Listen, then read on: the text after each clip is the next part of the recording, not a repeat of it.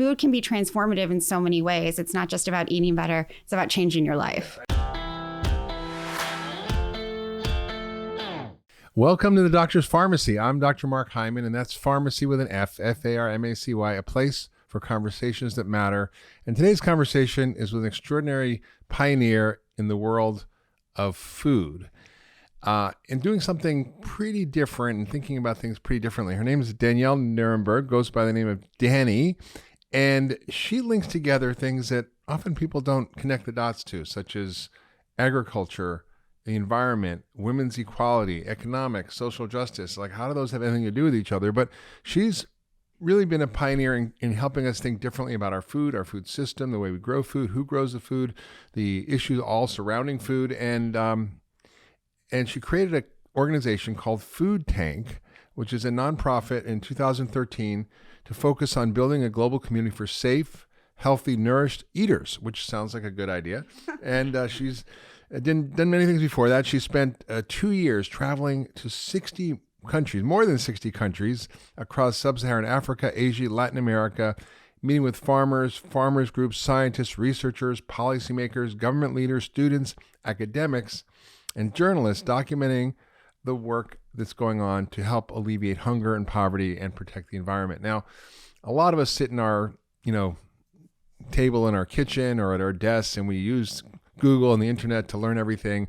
You actually did it the old-fashioned way. You got on the ground in some countries that were tough and rough to be in and asked hard questions, followed people, were curious, and discovered a lot of things that we're going to get into today. She also has authored several major reports and books about global agriculture, and she's been cited in more than 8,000 major print and broadcast outlets around the world. That's impressive, 8,000. She has a master's in agriculture, food, and environment from the Tufts University Friedman School of Nutrition, Science, and Policy. And I think it's important, nutrition, science, and policy. This is something that there aren't any other schools that do that. No. And one of my friends, and probably you know him well, is Dari Mazafarian, who's Great. The dean, and he also gets these issues. She also volunteered for 2 years in the Peace Corps in the Dominican Republic. So welcome to the Doctor's Farmacy. I'm so pleased to be here. Thanks for having me.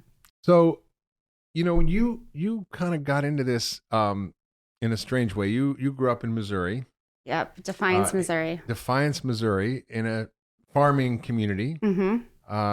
And your parents weren't farmers, but you grew up around farmers, and you got to see what was going on there. Sure. And you also noticed the plight of the women in that community. Yeah. And just to give context, most people don't know. I certainly didn't know that a lot of the world's food, probably 40-something% of the food that's produced in the world globally, is by women farmers. Absolutely, about 43% to be accurate, yeah. Yeah, and they actually are better farmers than men, it turns out. They have higher yields, better production, they're more effective, and they do all these other stuff that is for their family. Yeah. So they have a rough job, and you sort of highlight the plight of women. So what was it about the women in your community in Defiance, Missouri that stood out to you, and how did that influence, what you did and what you do, and how did it inspire you to create an advocacy group for a healthy food system? Sure. I mean, looking back, the women in the community where I grew up in were, doing the same jobs as their husbands. They were, working the fields and doing all the other stuff that you mentioned. They were cooking and cleaning and taking care of kids and, driving carpool and doing all that other stuff. But they weren't recognized for being farmers, even though they were really an important part of the whole farming community. And, when I was a kid, women weren't farmers. They were, housewives. And so I think really being able to recognize the value that women all over the United States and all over the world put into actually producing and selling food, and how they're often the main operators on a lot of the farms that we see, is really something we should all recognize. Yeah. And why did you not want to be one of them? Oh gosh, I couldn't wait to get out of Defiance, Missouri. It's funny. I've had this sort of evolution in my life. I grew up around farm kids. We did things like play on tractors, and cow tipping was a thing that actually happened. And I just wanted nothing to do with it. I was surrounded by corn and soybean fields, and I just couldn't wait to get out of there. And once I became a Peace Corps volunteer, and really, and your neighbor was Monsanto in Missouri. Next county over. Yeah, that's where they're headquartered.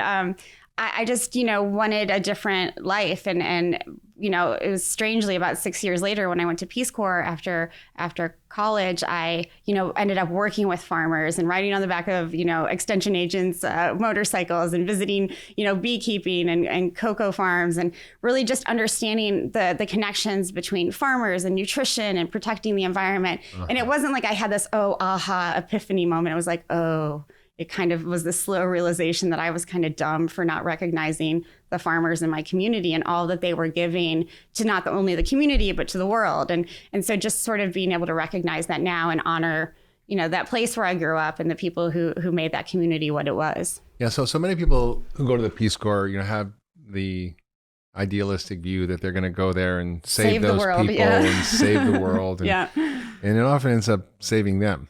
Oh, absolutely. And I'm one of those people. Changing their worldview. What happened down there that shifted your worldview and made you understand the connections between women's equality and the environment and social justice and agriculture, the economics, all these things that we don't, and you didn't even mention health, which also is in there. Absolutely. I mean, it was just listening to folks. It was sitting in a lot of women's kitchens. It was sitting, and learning from farmers and just sort of hearing them and understanding them and the challenges they faced and sort of the obstacles that they were presented to them, but how they were solving them. It was really just inspiring. These were people who didn't have much, So give us some examples. You traveled to 60 countries plus. Yeah. You sat down with people in their homes and living rooms. You talked to them. You asked them questions. What was it that most impacted you? What are the stories you can relate from some of those meetings that give us some sense of like the texture of that experience for you? So one of the stories that I was really my most favorite from traveling to all those countries over the 2 years that I spent, just kind of truth seeking and ground truthing on in all these countries is I was. I love that ground truthing. Ground truthing. It's that's a great term. It's like being on the ground, finding out what's really true instead of what you read in a magazine or a newspaper or a scientific website. Journal. So we were sitting with a group of about 50 women farmers in India outside of Delhi. And they had started this organic farm where they were using like vermiculture, which is using worms to compost. They were using all these different organic agriculture methods. They were growing food and packaging it under their own brand and selling it in cities. They were using other women who would sell the food and, food that people could believe in that was sold at a lower price that had this great branding, women grew it and et cetera. But we're sitting with these women, learning from them all day long, eating food with them. And, I'd been taking my little notebook around, just interrogating them all day. And so sort of at the end of the day, I closed my notebook and they're like, oh, we have questions for you. And they're like, what are women in other countries doing? Because they knew I had been traveling in sub-Saharan Africa. And they're like, what are women doing to protect trees and protect indigenous species? How are they fighting climate change? And understanding that there's this really an opportunity for farmers, whether they're male or female, to learn from one another in different countries. And often in developing countries, they're way ahead of where the rest of the world is on things like climate change and health, especially in protecting water or biodiversity. I think in the United States, we have a lot to learn from those women in India, and farmers I've met all over the world about how to protect resources. Pretty striking to think about women who probably likely haven't gotten much education or schooling. Right, and maybe have never left their village. Yeah, who maybe or maybe can't read, but are thinking about biodiversity and climate change and water resources in ways that are quite unusual. Complex. And talking about the sustainability and the supply chain to create sustainable food. And absolutely.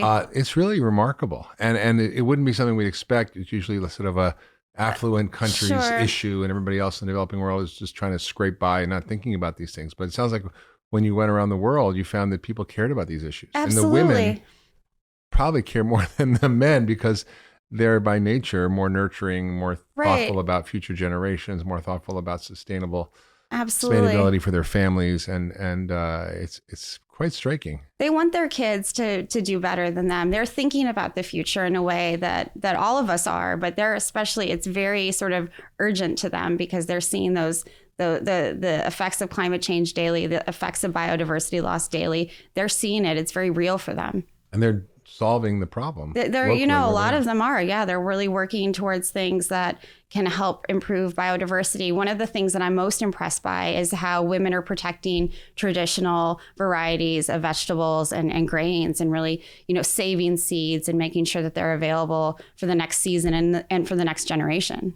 How do they know even about these things? It's been passed on. It's, all of this, their grandmothers knew how to do it. Their grandmothers knew how to do it. A lot of that was lost, during the Green Revolution, when hybrid seed varieties came in and sort of, displaced a lot of those traditional varieties. But women were always the caretakers of seeds. And it's really, they're the ones who keep that going and make sure that it's around for their kids.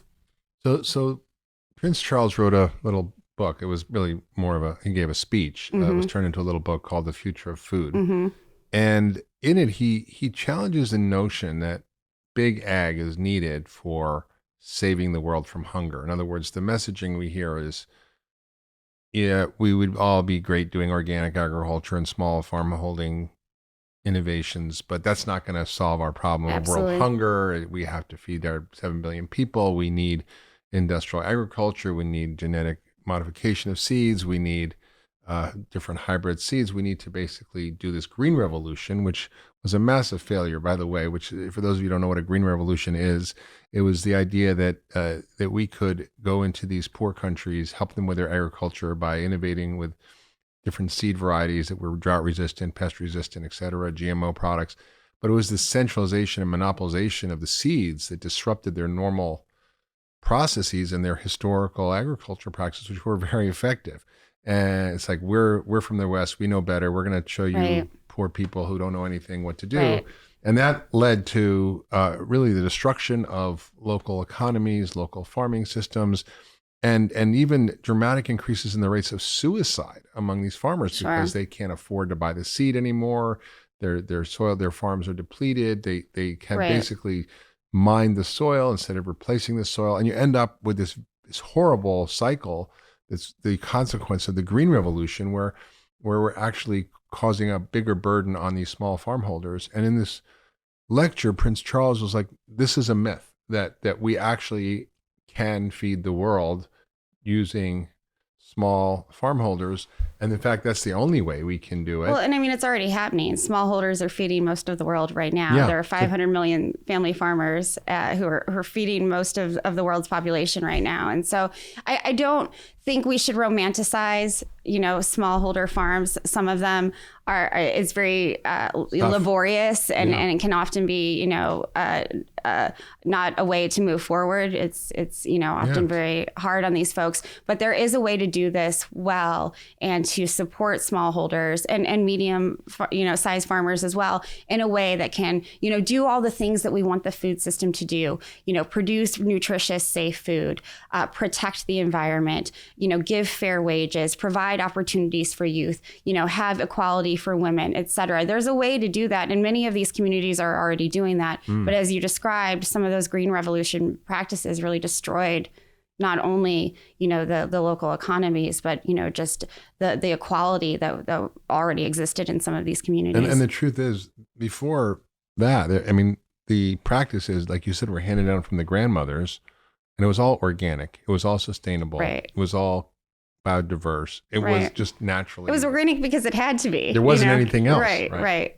Absolutely. And I think, the Green Revolution was well-intentioned in many ways, but it was never meant to be something that we used forever. We were never meant to rely on all of these things as, the future of food. They should have been used by like medicine, in terms of let's get through this really tough period of drought or tough period of too many floods and restore our indigenous practices afterwards. Unfortunately, that didn't happen. But I do think that there's a way to go forward that really combines high technologies, some of the interesting innovations that are coming out of the big data space or AI or cell phone technologies, and combine them with some of these traditional practices that have been in place for centuries. I don't think it has to be either or. It's not either, of course.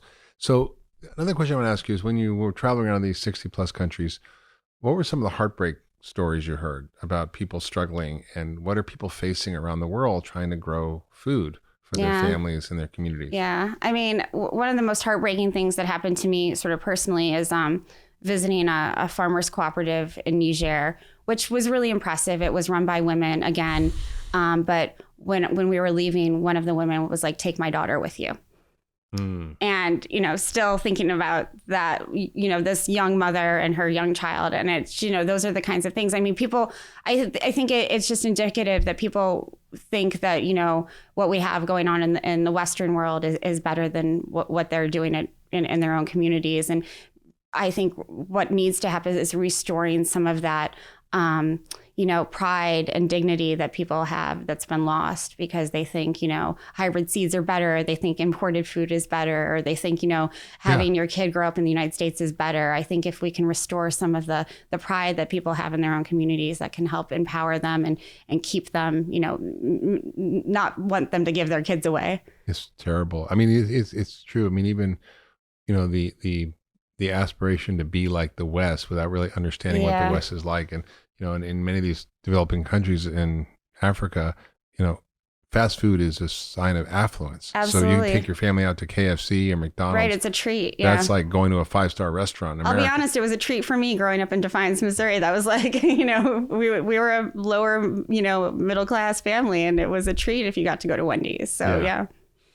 So what did you learn anything else that sort of stuck out during those travels? I mean, I learned it was such an amazing, we called it our global listening tour because we just went and listened to folks and heard about what they were doing. And I think that's, something that sort of the development community can learn from. I think the usual paradigm is you go into a community, you tell them what they need and how to do it.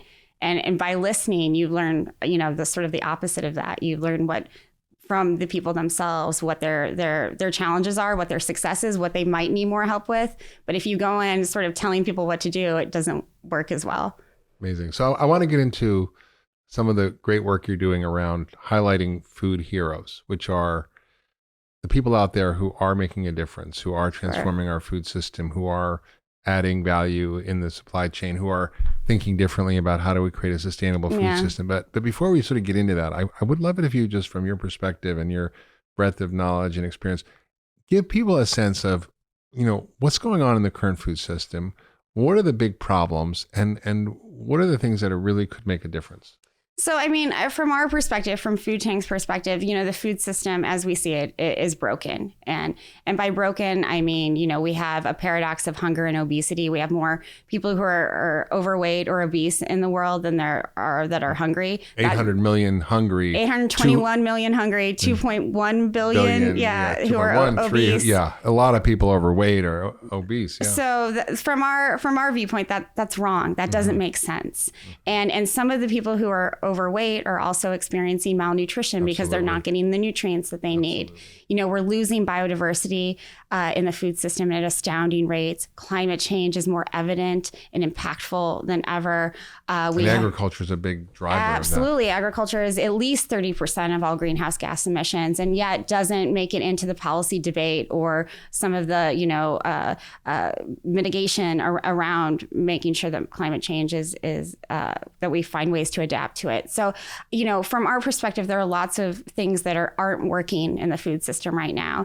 And what we need to do is really focus on the solutions and finding ways to, alleviate hunger and obesity, make sure that there's more of a focus on nutrient dense foods. We've been really, really good at filling people up, but not nourishing them. And so making sure that, women and youth are valued equally in the food system, that their contributions are valued. And making sure that there's a diversity of opinions and that people's voices are heard in different ways. And that's what Food Tank is. It's really a place for voices to be heard. Yeah, we really consider ourselves a platform for the good food movement. And that means including, a lot of different sides of these issues. We try to get, very diverse speakers at our Food Tank summits that we hold every year. We've had, Monsanto executives on the same stage as food justice advocates. We bring as many different players together, Republicans and Democrats. How do those conversations go? They've been great. I mean, we make it a safe space. And I think that's what's been challenging for a lot of... You do metal detection at the door. I mean, we say no fist fights, but I think because Food Tank's reputation is very non-biased, trust, that we're considered, a fair space, that you'll be treated equally, that, we're not looking to demonize anyone. It makes these conversations possible. I don't think other organizations can do that as well as we can. It's impressive. I mean, because it's the only thing I brag about. You could bring these people together, but we have an agenda for a sustainable, more local food system that doesn't monopolize seeds, that Absolutely. has less chemical inputs, that provides more ability to restore soils and water supplies. And Monsanto's not on that agenda. No, they're not. So they're not going to think you're friendly. Are they? They do, though. I mean, we've been able to have reasonable conversations with them. And though we're coming from very different viewpoints, that's why we try to get corporations in the room, or people from different political backgrounds in the room, or people who might not look like they're on our side, and really have those frank discussions. Okay, so this is great. So how do you, when you get Monsanto or Cargill or Pepsi or whoever on the stage, what are you learning from them that you didn't know that informs your way of seeing the world? I'll tell you, if you'd asked me 15 years ago, would I be talking to any company, any big food company, any big ag or seed company? I would have said, hell no. There's no way. There's nothing. I have nothing in common with these people. I want 22-year-old girl with a backpack in Dominican nothing Republic. to do with them. Out of there. And so I think what's changed is that they're such big players. There's so much private investment in this space, in the food and ag space right now, that if we're not talking to them and listening to them and learning their viewpoints, then we're missing a huge opportunity. I think there's a big opportunity for companies to change. Will I ever agree with Monsanto? Probably not. What do they say? Like, yes, we have to work with them and talk to them, but what are they actually saying? What's their view of all this? Because they think that what they're doing is helping improve the world's food supply. And they don't think that, what we have to understand from them is they don't think that they're bad, right? They think they're trying to do the same thing that I'm advocating for, that you're advocating for. So understanding that we're all kind of coming from the same place, we're doing it in very different ways, and understanding that they're not big bad ag, that they're just even though they sue farmers who happen to get their organic seeds cross-pollinated with Monsanto seeds. There have been some really, I'm not going to ever stick up for Monsanto, so you'll never be able to get me to do that. But I think we have to start talking to these big corporations. Do they acknowledge the issues of climate change? Do they acknowledge the issues of more soil and more depletion? Companies are. Do they acknowledge that we're depleting our water supplies? I mean, I can't speak for any company in particular, but many companies are realizing the impacts of climate change on their bottom line, and they realize that if they're not doing good, they're not going to be able to do business. Yeah, it's interesting. I've had the same view as you. It's like, I'd never talk to these people. They're just out to mess with us. And I gotten to be in conversations with people from Pepsi and Nestle at very high levels, and challenge them on these issues. Sure. And they say, we're actually working on these problems. One of the top guys at Pepsi spoke at the USDA about how do we create more sustainable regenerative ag. They have to, or they're going to go out of business. And their supply chains, are limited. So the guy from Nestle said, yeah, we'd love to have everything organic. We're a $100 billion company. There isn't the supply chain for that. But they could help improve that if they decided to. Yeah, so they and that's said the thing. they seem to be working on it. Now, do I completely,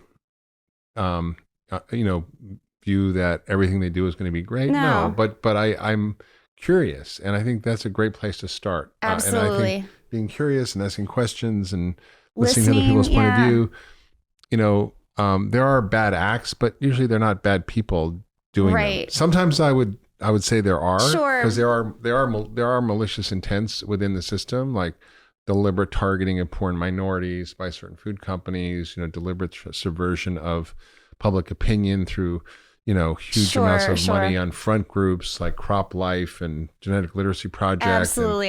There's a lot of greenwashing, and I've been a target of them as well through various media campaigns, and often written by independent journalists who actually work for the Genetic Literacy Project, which is really about educating people about the benefits of GMO. Sure. No, it's crazy, like all the money that goes into that sort of fake news. It's enormous. I mean, I read recently there was 4 companies, big food companies, and that company has spent $500 million over 5 years funding front groups.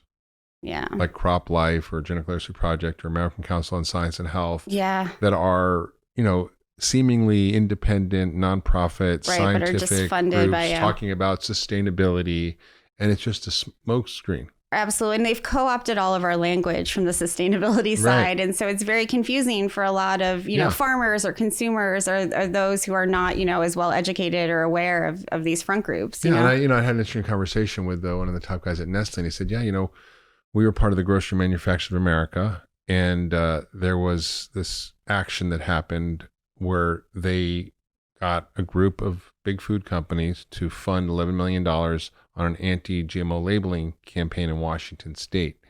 And it was illegal. It was a violation of campaign finance laws.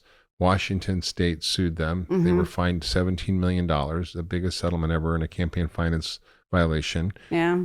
And a number of companies after that felt that the Grocery Manufacturers of America were not serving their interests, that they were, and this was quote, they were deliberately trying to obstruct, stop, or slow any progress in changing anything that would impact those businesses. So they were trying to subvert anything that was moving things in the right direction, whether it's a soda tax or whether it's GMO labeling or whatever it was.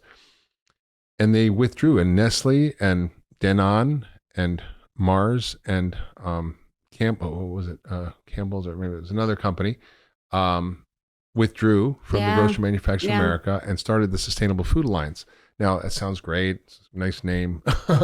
What are they going to do? I don't know. Is it just another front group, or is it something that's going to actually mean something? That's always the challenge. Yeah.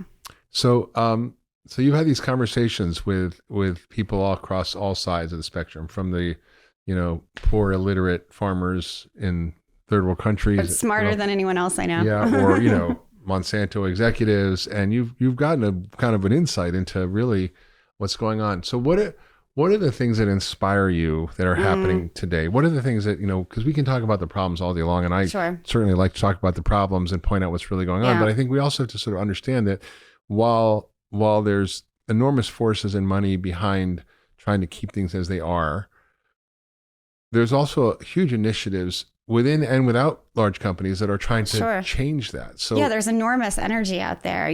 I'm constantly inspired, especially by young people in this movement, especially as I get older.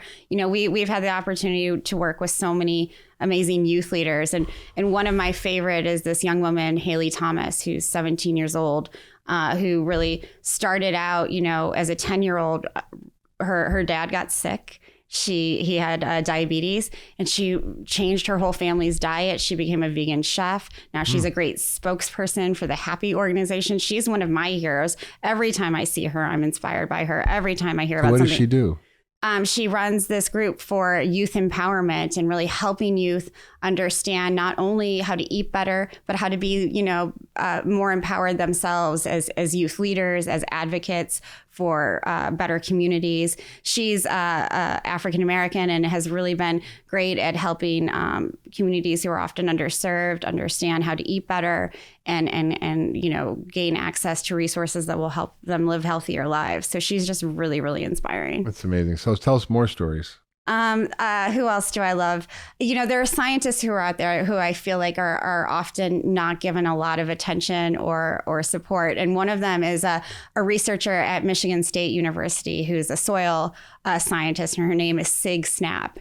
And she has called for a rainbow revolution instead of a green revolution. She would like to see more diversity on our plates. And along those same lines, Marie Haga, who's the head of the Crop Trust, she is the biggest champion for biodiversity that I know.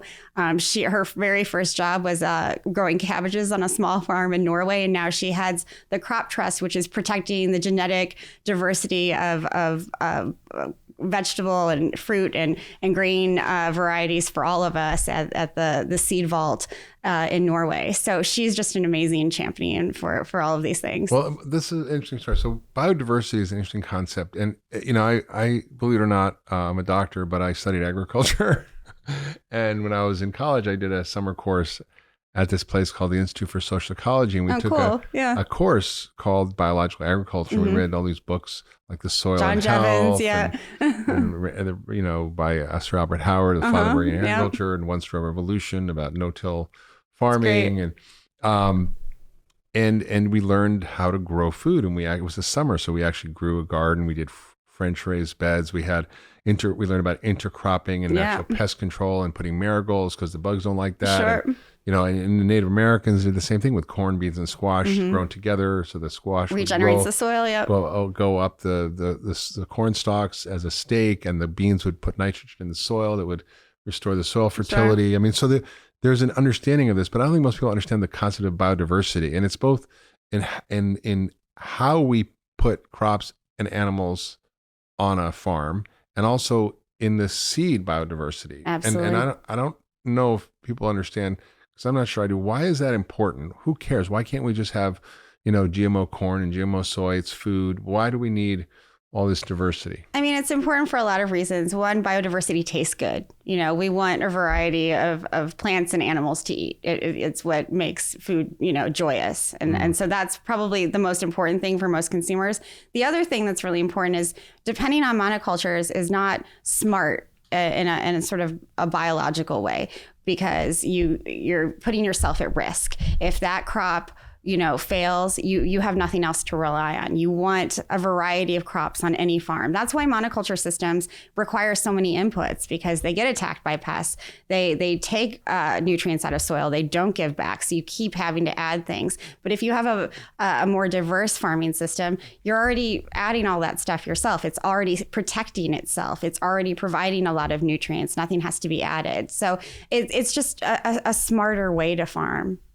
So farming is one aspect, which I think is critically important, because there's concepts coming out now that I think are really important. It's not just that you use less inputs of fertilizer, which is great, so that's fossil fuel, or less pesticides, great, it contaminates our food less.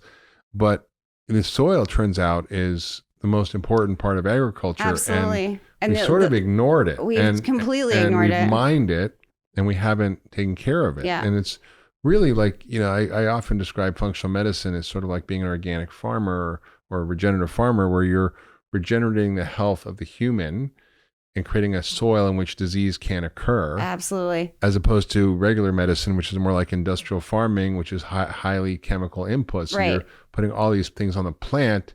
Forget about the plant. Take care of the soil. Absolutely. And the plant will be happy. Absolutely. Right? And so the diversity in terms of crop rotation, in terms of intercropping of plants, in terms of complex ecosystems, they're more diverse. It's like if you have a rainforest, if one plant dies, well, so what? You got 400 million other plants. But if you're in a monocrop cornfield, if you get a corn beetle or something, you're done. And if there's a drought, you're done. And so you're right. We have to use all this intensive methods to actually grow food, and it's putting us at great risk. It's putting the soil at great risk. I mean, we're looking at, in 50 years, we're not going to have any soil left at our current rate of farming, or I call it mining. It is. Wes Jackson, who was the head of the Land Institute and a real pioneer on these issues, said we're depleting our soil bank account and not putting anything else in. It's interesting. It takes 1,000 years to build 3 inches of topsoil. Right. It's crazy. And it takes 50 years to have depleted get it out, 1/3 of our entire topsoil in this country. And desertification is exploding across the world, because we farm and then we don't take care of the soil, and then we can't grow food, so we graze cows, and then we can't graze cows anymore because they destroyed the land. Then we graze it's a vicious sheep, cycle. and then we can't graze sheep anymore, so we graze goats, and then there's desert. And it happens almost overnight, Yeah, so. I mean, you can Google, desertification. You can look at a map of the planet, and you see just huge amounts of the planet turned to desert, and that's reversible, right? It is. It can be. I mean, you see all these initiatives like the Greenbelt movement around across sub-Saharan Africa to grow trees, and I think that's such an interesting thing that farmers in this country have forgotten. You talked about intercropping before, but growing food crops along with tree crops is a really great way to restore soils and protect biodiversity and keep pests away, et cetera, et cetera. So I think, those kinds of movements around agroforestry are really interesting. So important. So one of the things that I want to talk about is what has been the challenge globally for the women you talk to around becoming farmers and actually feeding their communities and their family? Because, men get preferential treatment by banks, by credit institutions in terms of access to land, education, But you talk about how by actually empowering women with better resources, with money, with education, that we could increase yields by 20, 30%. And I want to know why they do a better job than men growing food. And they could lift 150 million people out of hunger. Yeah. That is a radical idea. Yeah, it's great. And those statistics are coming from the United Nations Food and Agriculture Organization. And, they've been studying this issue for a long time. You described it very succinctly. Women lack land. They lack access to education. They lack access to almost anything that would help them be better farmers. And men typically get those things. And yet 43% of women, and in some countries, 43% of agriculture is by women.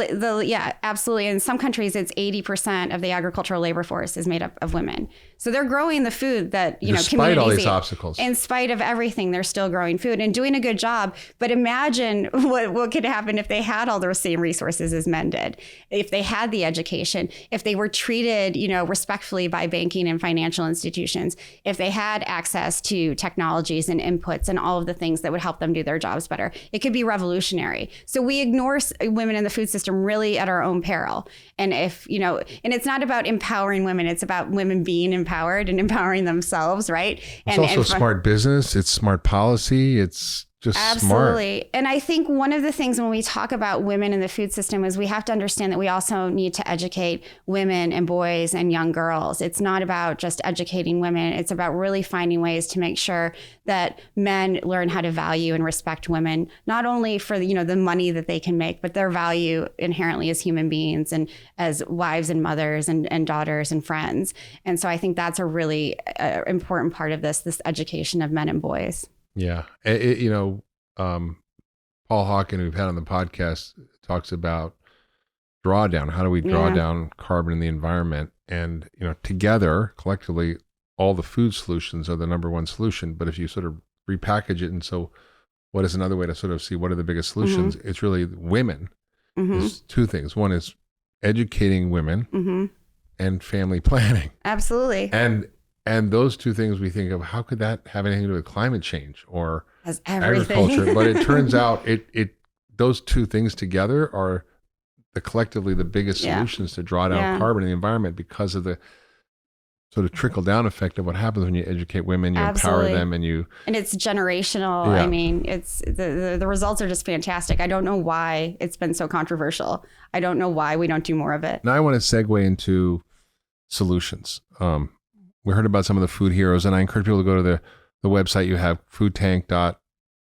Foodtank.com. Mm-hmm. And there's a section there about food heroes, which is where I spent a lot of time kind of browsing around because I was like, despite all this depressing news of, the big, bad, ugly food industry and ag industry, there are pockets of hope absolutely all over. But when I'm depressed, I go there too. and yet there are other amazing things happening. We have a Food as Medicine caucus in Congress. We have initiatives around food prescriptions mm-hmm. and medically tailored meals. We mm-hmm. have food pharmacies popping up. We have groups in Congress that are thinking about these issues. Congress people like Shelley Pingree and mm-hmm. Tim Ryan, and even guys like Cory Booker are interested absolutely. In the food and food system. We have AOC, she's very interested in food. AOC and Earl Blumenauer, who's an Oregon Democrat, who's written a sort of a recommendation of how to reform our food. We call it a farm bill, but it's actually the food bill. And it should be a food bill. It's probably the single biggest impediment to changing health and agriculture in America and around the world. Yeah. It is massive. It's complicated, and it's just full of special interests. And it's really unfortunate that we have that because it's something that doesn't seem sexy and exciting like taxes, but nobody's up there on CNN or Fox News talking about the farm bill, but it actually is probably the most important bill. It's $1 trillion bill. Yeah. It's 75% of it is food stamps or SNAP, and the rest has to do with our growing of food or other food programs. And it's when you kind of look at that, it's just kind of depressing, but there are these pockets of hope, and absolutely. you are working on Capitol Hill and working with policymakers. What are the initiatives that you see happening? What are you excited about? What are you trying to do to change the conversation? Well, I mean, one of the things that we'll be doing this year is having these inaugural events on Capitol Hill with policymakers and their staff, and really creating a space that doesn't exist to have conversations that are bipartisan around food and agriculture. Where everybody eats. Right. Whether Everybody you're red eats. Or blue or pink. Their voters all eat too. And their supporters eat. So I think having really some conversations around things that are naturally bipartisan, food loss and food waste. Nobody wants to waste food. It wastes money. Youth in agriculture. Everyone wants to see young people involved in agriculture. Is the average age of farmers 60 something? It's 58.3 years old, yeah. and it's growing. Getting older. Yeah, and that's pretty much all over the world. And sub-Saharan Africa, it's the same. So we really need to invest in not just young farmers, but young researchers and scientists, advocates and policymakers who are interested in food, so that the next, generation of decision makers knows how to, grow food sustainably, what food can be, food is medicine, all of the things that we all care about. So having those conversations with staffers and members of Congress, we really think is important, so that they feel educated, that they can go back to their districts and talk about these things in a really comprehensive way where they feel, that their voters can understand. And are they interested? Are they going to sit with you? Yeah. I mean, we've had some great interest from both Republicans and Democrats. So I'm really excited about having these conversations. I think it'll be their luncheon conversations. We'll be eating, we'll be talking. It'll be, we'll have fantastic speakers. So I think it's a great way. Have food that represents the issues you're talking about. We hope to. We'll see what the congressional caterer can do. I've been in the Senate and Congress, and the food situation there is frightening, what they eat. With Nancy Pelosi in power, I feel like we'll be okay. Yeah, she's okay. So what are the kinds of things you're hoping to impact through these meetings? If you're going to go there and you're going to be an advocate, you're a nonprofit, you're in a sense an antidote to the, multi-billion-dollar food lobby. What are you hoping to push as the agenda for change? We're not a lobbying organization. It's really to create this safe space for education and awareness, because these are not. In a sense, you're not officially a lobbyist organization, but in a sense, you are providing advocates, an advocacy voice that is not present right now. Absolutely. Because nobody's paying for it. No, and I think that's the thing. We need more of these conversations. They need to be happening more among congressional staffers and members, and making sure that they know about these issues. And that's the thing. These conversations don't exist right now. It's surprising to me that, as you said, everybody eats, but Congress isn't talking about these issues. Yeah, no, I'm working on another book called Food Fix. How do we save our health, our economy, our communities, and our environment one bite at a time? And it's about, the intersection between all these disparate problems that we think are separate, and they actually are all connected back to food, whether it's the poor performance of our kids and academics around the world. We're like 30 something in math and reading. We have massive amounts of kids struggling with learning difficulties, mood disorders, obesity, which affects their capacity to learn and succeed in life. It's burdening our population, where 1 in 2 people have chronic disease, and 40% have more than one. And in fact, it's mostly driven by our food that we're eating, our ultra-processed food. We have the burden on our economy. We're 1 out of 3 Medicare dollars on diabetes. 86% of our expenditures are on chronic disease, mostly prevented through diet and lifestyle. We have huge amounts of social injustice and poverty and depression and mood disorders and behavior disorders, violence, suicide, homicide, which are complex issues, but often they're related to the food we're eating. Yeah. We see national security problems where we can't find enough healthy recruits to join the military because they're overweight. 70% get rejected. And we're seeing the role of ag and food and climate change, in environmental degradation. So these are not different problems. No, and all come back nobody to one is thing. connecting the dots. And I haven't heard a politician really explain this. Well, I mean, that's part of the reason we wanted to do this, because during every presidential campaign, no one brings up food. No one talks about farmers or agriculture or what's on their plate. And we really want to change that. We want to make sure that every candidate, from presidential candidates to, your local school board candidate. They should be all talking about food. If they are, school boards are a great way to change the food system very locally through procurement. I think we can make a lot of different impacts if we're talking to decision makers in a way that gets them excited about food. Yeah. And as a job creator too. I mean, if we're investing in the food system, that's going to create jobs. Well, let me ask you this. We have in this country in 1900 50% of Americans worked and lived on a farm. Sure. Now it's, I think, less than 2%. And it seems like really challenging world to get into for young people. And as our farmers are aging, how do we inspire a new generation to actually start to do this? Because we need to do it, and Absolutely. We need to see this becoming sexy and fun. We're seeing the advent of urban agriculture, of really food grown in factories. Mm-hmm. You're talking about creating, for example, in every Whole Foods, a farm underneath in the basement, and having factory to table food, sure. which sounds weird, but it cuts out all the supply chain issues, sure. the perishables, the food waste. I mean, it's a brilliant idea. Yeah.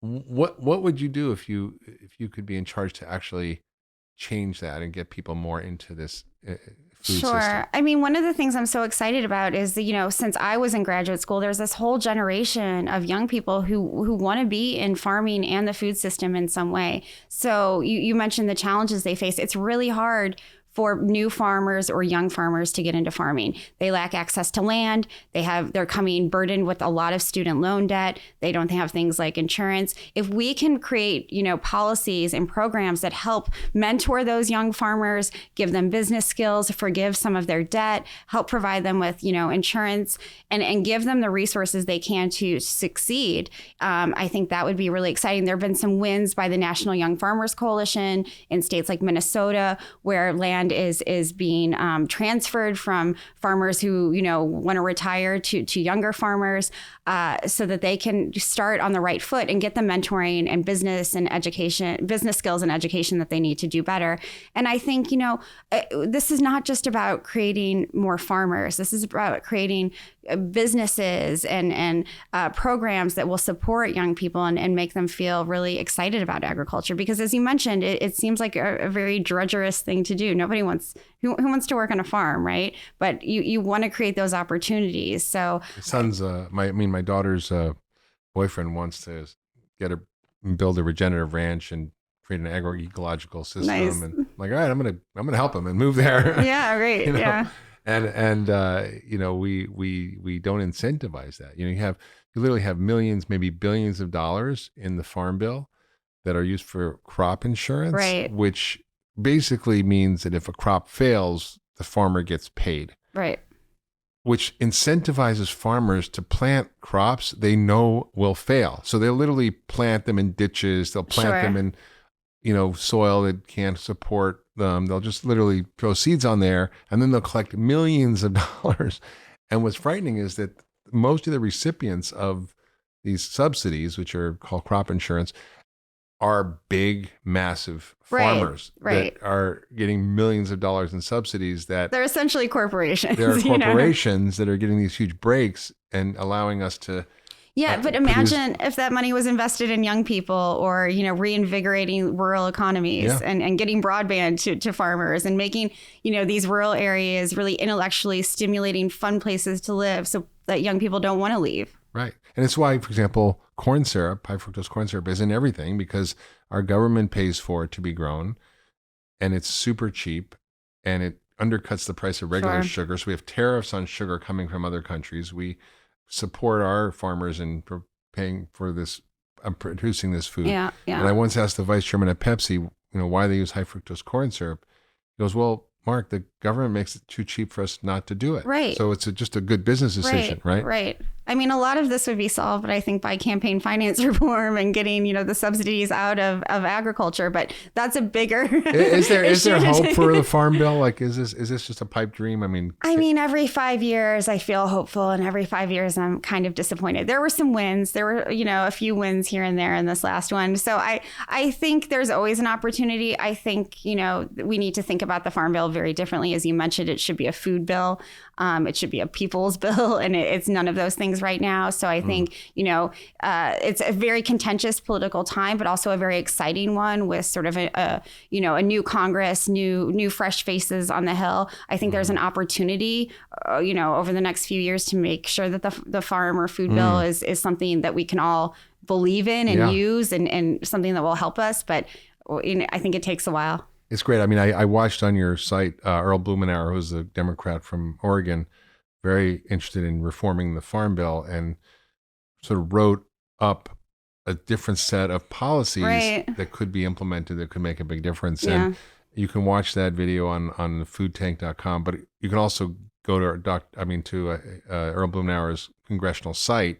Yeah. And you click around, you can find the Food and Farm Act that he called it. Yeah. That he wrote. There's a summary of it. There's a detailed multiple page policy recommendations. And if everybody who's listening and everybody told their friends and family to call their congressman, write to their congressman, tell them about this. Or their congresswoman. Congresswoman, yeah. Well, yes, exactly. We have this legacy language now that huge amounts of women are in Congress, are interested in these issues, and they will care if their constituents care. That's the thing. And it is those phone calls. It's not petitions. It's phone calls and actual letters to congressional members that really make the difference. So I think a lot of people think if they sign a petition, it gets to Congress. That's not always the case. Well, sometimes it does, right? I think it's the phone call. They track the phone calls, and the actual letters that come in, emails too, but they like letters. But you can't submit a comment on the website of your Congress? That doesn't work as well. It's better physical letter. It's better to have a phone call and give them your. I don't remember the last time I bought a stamp. I don't even have an envelope in my house. So it's true. But sometimes I get these. This is where old school tactics come in. It's true. When I get a handwritten note, I got a handwritten note from a congressman the other day. I was like, wow, this was like 2 sentences. No, it was really sweet, and I'm like, wow, that's really way better than an email. It is. It's impactful. It's like, yes, I have it on my desk. Right. You'll save it. Yeah. Yeah. It's powerful. So you wrote this book a while back called Nourished Planet, Sustainability in the Global Food System. And it was a sort of anthology of essays from food experts and activists and advocates from around the world.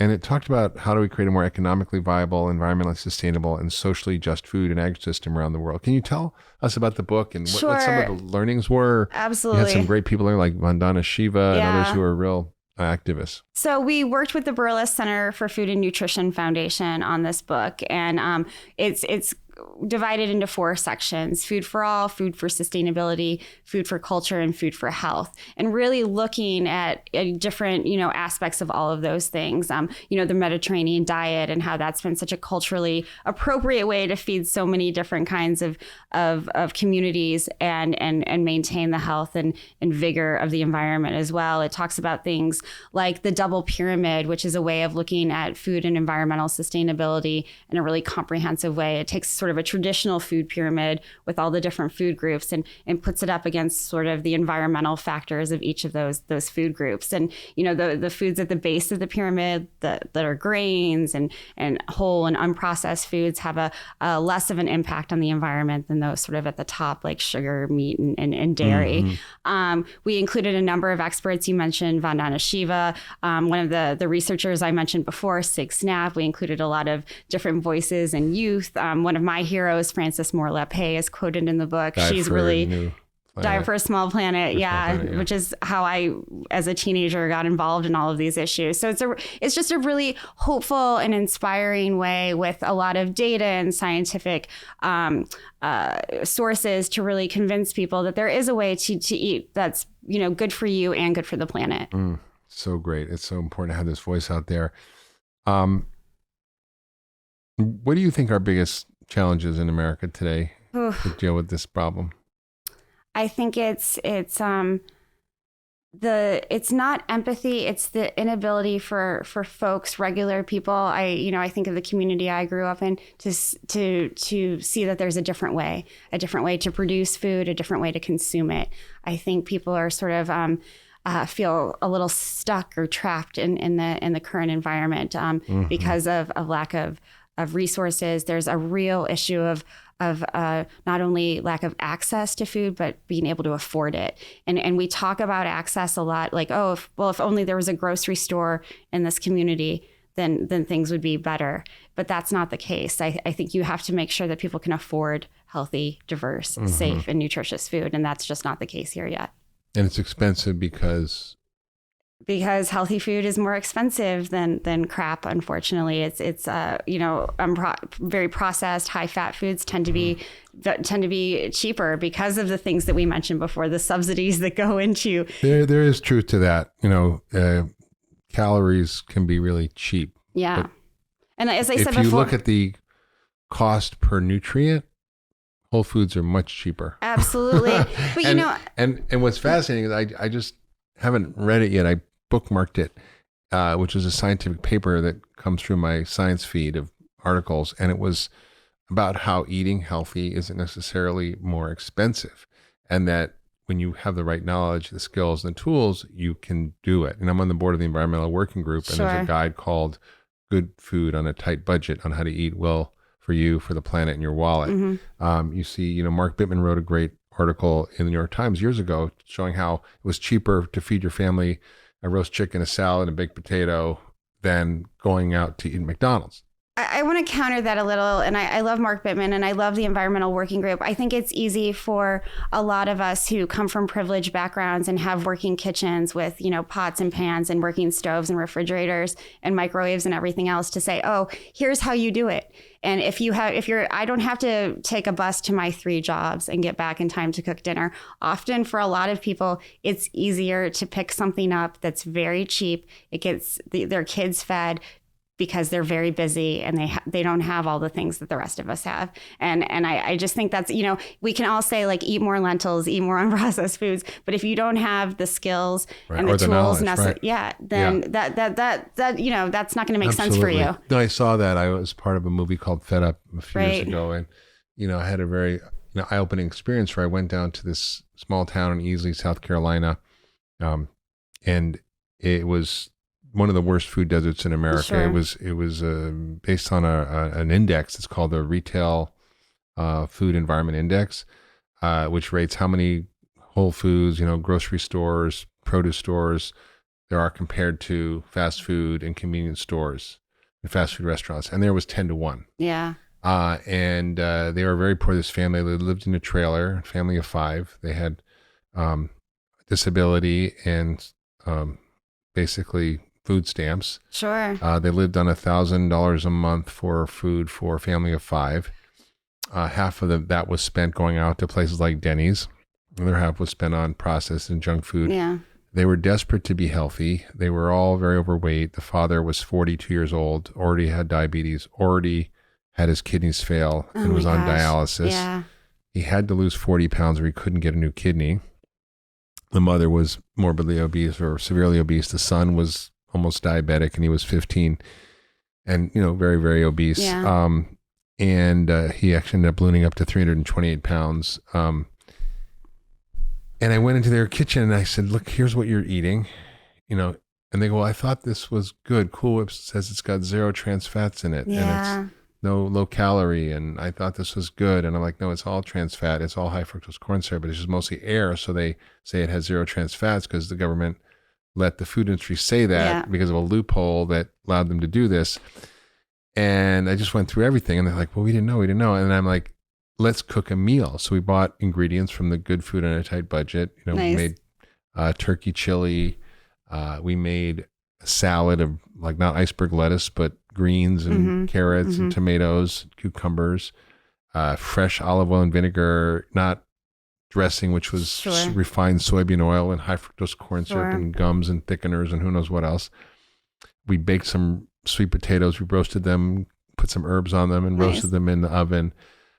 We stir fried some asparagus, and I showed them how to peel an onion, how to chop garlic, how to stir fry, how to roast, how to do sort of a simple salad dressing. These are just simple skills. Right. They're not, they're not rocket science. No, they just don't have them. They didn't have a cutting board. We literally were cutting sweet potatoes, raw sweet potatoes, with a butter knife. Yeah. Because these are the challenges. Yeah. Yeah. And so so they were very interested in doing the right thing. And so I showed them how, and within the first week, I went to home and I immediately went to Amazon and I ordered them cutting boards and knives because they didn't have cutting boards or knives. And then I gave them a cookbook that was, simple recipe. I gave them the guide on how to eat well for less.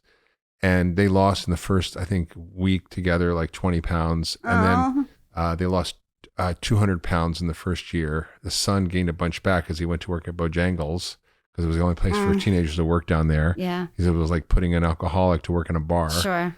And then he finally figured it out and he lost 38 pounds, I think. Wow. And he just wrote me a little while ago asking for a letter of recommendation for medical school, which I wrote him. That's amazing. Yeah. And so this is a extremely poor family in a food desert without any education, who literally figured out how to actually take themselves and transformed their lives. Yeah. It's amazing. And so, it's partly knowledge, it's partly skills training, it's partly understanding what and how to do it. Yeah. And we recently gave a cooking class in one of the areas in Cleveland, in one of the poor areas, mostly African American. And we did a cooking demonstration by 2 doctors in the hospital. And we thought, I don't know who would show up. 300 women showed up, desperate to know how to make kale. And they don't know what to do with an avocado. They never heard of a smoothie before. They don't, it's like, and it was so unbelievable that how hungry they were. And so I often, push up against the notion that, people just don't care. They just want to be fat. They don't. No, really I believe people care. I just don't think they always have the resources to do it. And you reminded me of another food hero that's on our website. It is Tony Hillary from a project called Harlem Grown, and he went into this neighborhood in Harlem and tried to tell people how to eat better. And then when he understood their challenges, that some of them are homeless, and they don't have the access to all of the things that a lot of us have. And understanding that, and then working with them to, transform their diets, to learn how to grow food, to learn how to gain the leadership skills so that they can get jobs and get out of homelessness. Those, food can be transformative in so many ways. It's not just about eating better. It's about changing your life. Yeah. I you think about the level of poverty and disenfranchisement and homelessness and, the New Deal, whether you're Democrat or Republican, it sort of saved us from the ravages of depression in the 30s under Roosevelt. And, one of the things he did was create a workforce that employed unemployed people to do good works. Right. Conservation Corps and other groups that actually did amazing stuff for America. Absolutely. And built bridges and trails and infrastructure projects and paid them to actually do this. Almost like it was so what would America be like if we could actually provide those jobs to revive agriculture, to revive local food systems, to create urban systems of food? I mean, I was in Atlanta, Georgia at the Ebenezer Baptist Church, and it's in urban Atlanta, and right next to the church, there's got to be an acre or 2.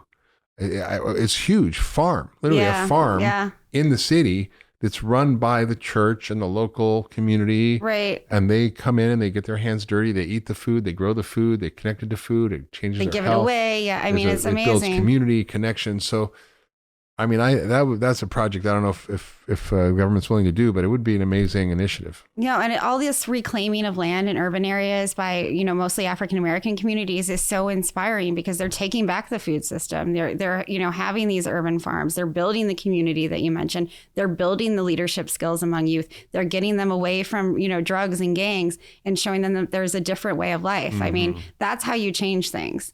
And if there was government support, if it wasn't just churches and communities themselves, it would be amazing. I mean, think about it. Yeah. I mean, what if we just did a, 1% tax on the food system and all that money went, into that? It would be transformational. So what can we do as individual citizens to impact this problem and do something? Because, it's sometimes disheartening to listen to the challenges, but what can we do as individuals? Because I think we make a big difference. I mean, I think your listeners are doing a lot. They're already listening to you. They're understanding these challenges. They're educating themselves. It's eating better yourself. I mentioned having a sort of more diverse diet. It's looking for the foods that are a little bit unusual. It's going to farmers markets. It's a lot of making sure that your plate is colorful. It's supporting organizations you believe in. It's volunteering. I mean, I think we all sort of get depressed about these issues, but go, devote your time, devote your money to causes you believe in. Go work with kids. Go work with, teachers and see what they need help in. Don't, sort of push yourself on them, but ask, people in your community what they need help with and do it. One of the organizations that I really love is the Food Recovery Network, because it's run by students across the country at their universities and colleges.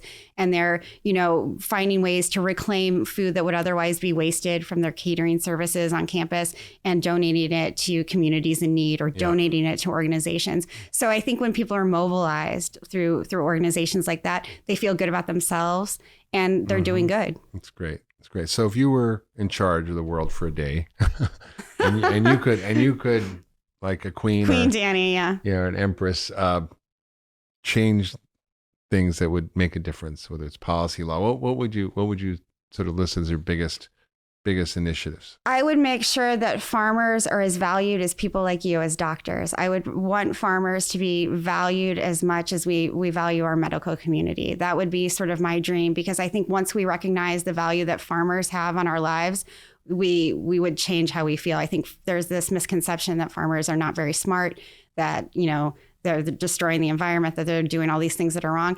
I'd want farmers to be as revered as doctors are. They're not the bad guys. So Danny, people listening might be inspired by what you're saying and want to get involved, but not know where to go. So tell us about an amazing project you're working on that helps people plug into places to volunteer to be part of the solution. Yeah, one of the things we're most proud of is this partnership with the James Beard Foundation on the Good Food Org Guide. And it's a compilation of the best and most innovative organizations in every state and around the country that are doing great work. People can plug in to the guide on our website, find an organization they want to volunteer with, and do it almost immediately. Our latest edition was downloaded about 20,000 times. So people are really using it. It's a great resource. We're so proud of working with James Beard. They're such a phenomenal organization. So how do they find it? What's the URL for the website? It's on our website. It's just the goodfoodguide.org on our website, but it's at foodtank.com. So goodfoodguide.org. If they go to foodtank.com and it's on our so go website. To foodtank.com and look for the Good Food Org Guide. Yes. Got it. So if you love what you're hearing and you're inspired and you want to learn more about Danielle Nierenberg's work and what's happening in the food tank, you got to check out her new podcast, which is Food Talk with Danielle Nierenberg. You can get it on iTunes, Google Play, wherever you get your podcasts. It's going to continue the conversation and you're going to be inspired by what you hear and learn. So check it out. Food Talk with Danielle Nierenberg podcast, wherever you can get it. Well, thank you for joining us on the Doctor's Pharmacy and sharing your insight and wisdom about food and our food system and some of the amazing initiatives and solutions. People should definitely go to foodtank.com and see more about your work. There are summits that happen regularly. There are events on Capitol Hill you could probably go to, because I think anybody can go. So. Yeah, absolutely. And show support. Write your letters to your congressmen and congresswomen, senators, the president. Hopefully he maybe not going to get it. He could do a lot to change his diet. Maybe that's why his behavior is so strange, because he's eating junk food all the time. Yeah, it must be. And how